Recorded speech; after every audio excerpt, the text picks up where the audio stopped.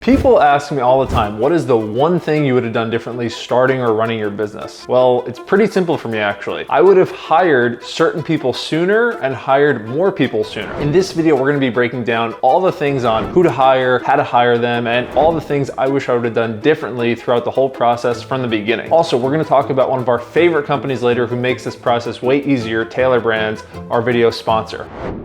All right, so let's start with who to hire. I think your first hire should be a generalist virtual assistant, someone who has a background in customer service or as a personal assistant. This person will be the one helping with the day-to-day operations and customer support or guest communications at your property if you have one. The qualities this person should have are they should be organized, detail-oriented, improvement-focused, and a hard worker. This sort of goes without being said. We'll talk about the ways to hire them and how to make sure they have all those traits in a sec, but something you also want to think about in your hiring process is what are you good at and not good at, so that you can think about what you can hand off to other people. And then you want to add that into your ideal candidate profile. For example, I don't like working with reports. So when I'm doing my screens or interviews, I always like to ask this person if they have any experience with spreadsheets or creating reports or organizing data. If none of the candidates have that, that's fine, I guess. But if there is one I like that does have it, that's a clear standout and someone that I'm going to consider more heavily. And if you have no properties yet or only one property for real estate or Airbnb, I would look to hire someone who maybe has a hospitality background or experience, but also someone who's willing to learn about models and analysis. Because you might not have enough work for one person if they're completely specialized. For that reason, it's not a bad idea to see if they can be a hybrid role or do a bit of both. But a lot of these people are willing to learn and they like to learn new things. And it's easier for everyone because you can give them more things to do so they can occupy more of their time